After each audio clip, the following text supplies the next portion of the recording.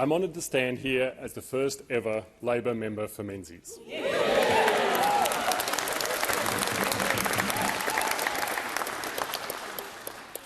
I represent a movement I passionately believe in and a community I love, a place I grew up in and have spent most of my life. I joined the Labor Party because of its unwavering commitment to social justice and progressivism, because I know only Labor governments have delivered and defended so much of what makes us a more just and kind country. Only Labor introduced Medicare, land rights, anti-discrimination legislation, needs-based school funding, the NDIS, collective bargaining and worker protections. Only Labor governs for modern Australia, with all its diversity and promise.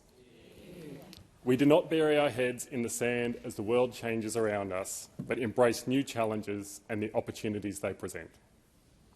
In the last election, our platform reaffirmed our commitment to these fundamental principles. I will be forever grateful that the people of Australia and of Menzies endorse these values. Social justice and progressivism ask that we engage in truth-telling and reconciliation. I therefore acknowledge the traditional owners of the lands and waterways on which this parliament sits, the Ngunnawal and Ngambri people. I pay respects to elders past and present and to all Aboriginal and Torres Strait Islander people here today. I also acknowledge the traditional owners of my electorate of Menzies in Melbourne's east, the Wurundjeri Woiwurrung of the Kulin Nation.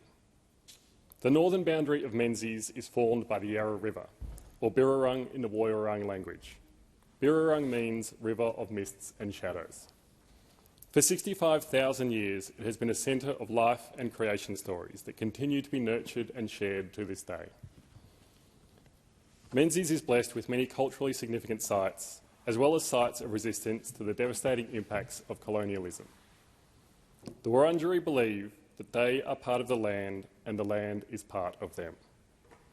While many of us, as more recent arrivals, do not have the same unique connection to place, we could learn much in recognising our interconnectedness and duty of care for the land and natural environment. Without the Labor Party, it is fair to say I wouldn't be here today. Not just here in this parliament, but here at all. My dad, John, is a Chinese Singaporean immigrant. He came to Australia in the 1970s as a skilled migrant, a licensed aircraft maintenance engineer.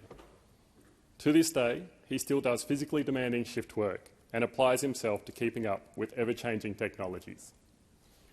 He has always been frugal and self-sacrificing to provide for his family, both here and back in Singapore, sending money home for his mother, brothers and sisters who did not have the opportunities that Australia provides. It was Labor's commitment to anti-discrimination that led the Whitlam government to finish the work begun by the Holt government and finally stamp out the White Australia policy. Yeah. This made his migration possible. My mum, Tina, is from regional Victoria and was the first in her family to go to university. She supported herself as a hospital worker, became a lawyer and later in life became a Uniting Church minister. Again, were it not for the Whitlam government's commitment to equality of opportunity in providing free university education, she would never have realised her potential. Less wholesome is the fact they met each other at a disco. but moving on quickly from that, without Labor, they would not have been able to make the contribution to Australia that they have. When my parents brought me home from the hospital, it was to their first house in Doncaster East, in what would become Menzies. It was a wonderful area to grow up in, a mix of peaceful suburbs, beautiful parks and bushland. We went to church at St Gregory's in Doncaster, learned to ride our bikes at Banksia Park and walked our dogs by the river in Warrandyte. I'd go with my dad to Box Hill to eat noodles and buy ingredients for dinner we couldn't find anywhere else. At the risk of carbon dating myself, as a teenager in the 90s, I'd go to Westfield Shopping Town to get an undercut, find the latest CDs at Sanity and buy jeans, which I'd promptly go home and rip, to my parents' dismay. I hung out with my friends in Surrey Hills and Blackburn and played futsal at Box Hill Indoor Sports Centre. It is not a log cabin story. It's been a fortunate life. That good fortune meant I knew I should give something back. I volunteered in an aged care home, a community legal centre, and in my community. I became a public servant and worked in migrant and refugee settlement. This helped me appreciate what a gift it is to live in a tolerant, democratic country. It also showed me that it is not enough that government supports be available, but that they be accessible to everyone. I became a plaintiff lawyer. I saw many people's lives derailed by circumstances outside their control, demonstrating the importance of social safety nets and access to justice to help people get back on their feet. And I joined the Australian Labor Party. When I got older, I moved to other parts of Melbourne, interstate and even overseas. These experiences broadened my horizons but helped me realise where home was. When my wife, Maya, and I decided to have a family, we moved back to the Menzies area. And in those years, it had changed. It still had the same mix of suburbs and bush, but it had grown more diverse. Our established Italian and Greek communities were still there, but we now had the largest Persian community in Australia, a growing Indian community, and people from practically every country on earth. 44% of people in Menzies were born overseas, and 68% have at least one parent born overseas. The Chinese Australian community had grown, so that those with Chinese ancestry now make up 27% of the electorate, the highest proportion of any electorate nationally. When I was growing up, you didn't see many East Asian faces in the street.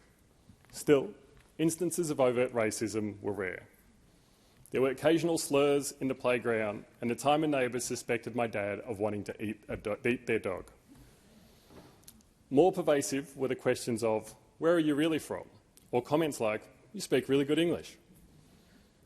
While these episodes were significant enough to remember, they weren't much more than annoyances.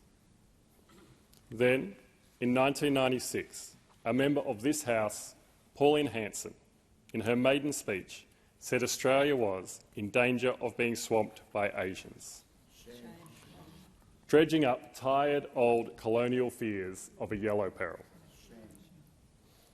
For the first time, I felt there were some in the population, maybe a sizable number, who considered me less Australian because of my race. I am happy to say, Mr Speaker, that we now have a much more reputable member for Oxley. Apologies, Deputy Speaker.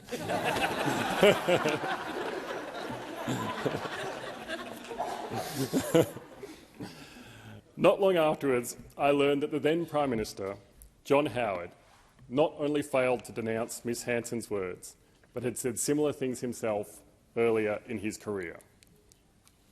This was in stark contrast to other Prime Ministers I had known. Bob Hawke, a fierce anti-racist who spoke out against John Howard's opportunism in favour of the brotherhood of man and compassion over fear. Paul Keating, who had the vision and bravery to embrace Australia as part of Asia. I raise Miss Hanson's infamous speech not to elicit sympathy, but to remind all of us in this House, if we needed any reminding, that what we do in this place matters. Not only in the legislation we pass, but in the words we speak. It is not just Chinese or Asian Australians who have suffered. Prejudice comes in waves, and bullies will always target the most vulnerable. Muslim and Jewish Australians, refugees, the LGBTIQ+ community, and especially our First Nations peoples, all have been vilified by opportunists, some of whom have held seats in this place. We have one of the most powerful platforms in the nation, and I urge all of us in this parliament to turn away from opportunistic division and embrace and tell the story of modern Australia as it is, in all its rich diversity and cultural expression. The Labor Party has led on this because social justice and progressivism mean anti-discrimination and inclusivity. We championed multiculturalism for years, when it was denied by Conservatives. We have stood against racism and discrimination because we believe in the equality of all Australians. In my lifetime, I've seen enormous change in how Australia talks about migrants. I look around my community, the kids playing in the schoolyards, the sporting clubs, the small businesses, the thousands who attend the Box Hill Lunar New Year Festival and the Persian Fire Festival, and I do not see division. I see people embracing diversity and revelling in the sharing of culture. I look around at this new parliament, particularly those on this side, and I see it beginning to reflect the diversity of the communities we serve. This is not diversity for diversity's sake. It is vital that young Australians of all races can look at federal parliament and think, that is somewhere I can aspire to be. Our backgrounds, whether professional or cultural, allow us to bring knowledge and skills to parliament that result in better government.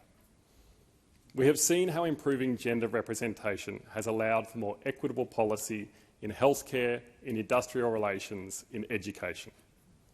Cultural representation will enable us to break down barriers, to make the most of our skilled workforce, provide fairer government services, and create more opportunities to engage with our region and the world.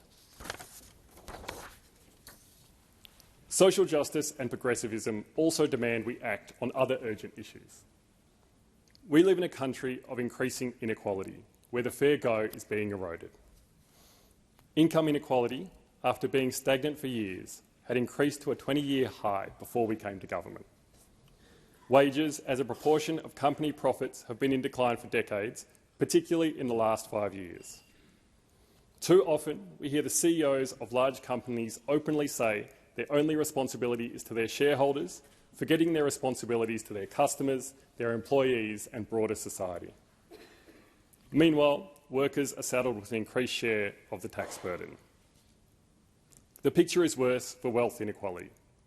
The top 10% of households possess 44% of all wealth in Australia. 20 years ago, the richest 200 Australians held the equivalent of 8.4% of GDP. Now they hold almost triple that. This is not due to a tripling of ingenuity or risk-taking, but is largely the result of passive capital gains. We, as a party, welcome aspiration and people enjoying the fruits of their labour. But there is a point at which gross wealth, next to poverty, damages the social fabric. It breeds division and instability. Only Labor will address this.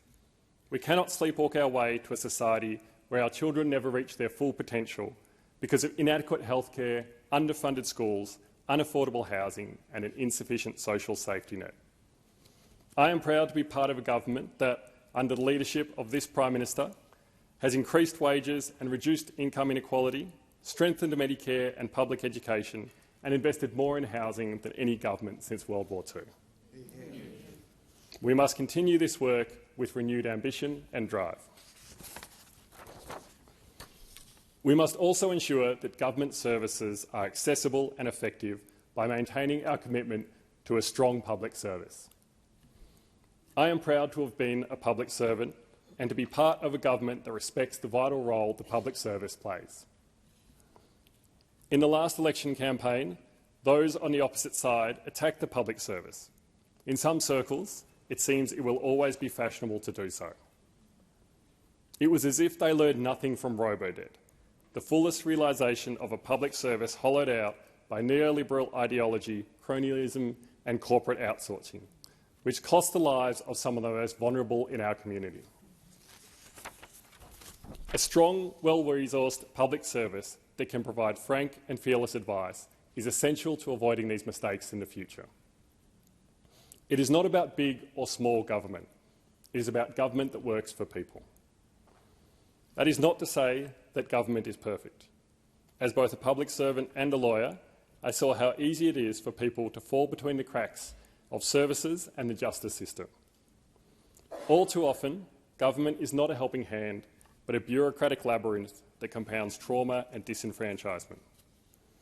All of us here have good intentions about the legislation we want to pass and the programs we want to create. We must ensure that we back that with the means to deliver. I am optimistic about the ability of this parliament to solve these problems. I am eternally grateful to the people of Menzies for the opportunity to contribute to this work. As with all achievements, but particularly those in the Australian Labor Party, my presence here today is the result of a collective effort. Above all, I want to thank the loyal, rank-and-file branch members of the Labor Party. It may shock you all to know that Menzies has not always been Labor heartland. For decades, we would stand candidates and run campaigns with little hope of success. But when we asked volunteers to staff the booths on polling day, to door knock, to letterbox, it was the stalwarts who always turned up. So thank you to all those who kept the flame alive for Labor in Menzies, particularly the many long-serving Labor members, some life members who are here today. The party and I owe you a huge debt. Thank you to my campaign team, Harry, Alessandra, Dustin, Tracy, Alfonso, Daniel, Mia, Tim, Mandy, Natalie and Ian. I'm incredibly proud of the grassroots campaign we ran, of the discipline, hard work and determination we showed against what seemed like insurmountable odds. Thank you to all the volunteers. Every door knock, phone bank, street stall, yard sign and donation made a difference. Thank you to all my friends who came out and helped, especially those who would never usually entertain the idea of joining a political campaign. Thank you to the Prime Minister for an amazing national campaign and for all your visits to Menzies. I hope you enjoyed the beef and black bean sauce. Thank you to the Foreign Minister, Penny Wong, for leading the way for Chinese Australians in Parliament for so long and for all your support in Menzies. Thank you to the Deputy Prime Minister and the members for Bruce, Isaacs, Scullin and Senator Jana Stewart, and the many parliamentary colleagues who supported the campaign. Thank you to my state colleagues, the members for Box Hill, Glen Waverley and Eltham, as well as the MLCs Sonia Terpstra and Sean Lean. Thank you also to Juliana Todorovic and Kat Hardy, Labor lawyers and Slater and Gordon for your support. Thank you to the union movement, particularly the CPSU, ASU and AMWU. The union movement remains the heart of the Labor Party, ensuring we stay true to our principles and our roots, driving so many of the reforms we undertake for working Australians. Thank you to my staff, Emily, George, Dustin, Tracy, Chris and Kimberly, for all your hard work and support. You're all incredibly talented people and I'm looking forward to everything we can achieve. Thank you to the previous Labor candidates for Menzies for chipping away at what seemed like an impossible margin. Thank you to the Labor supporters in Menzies.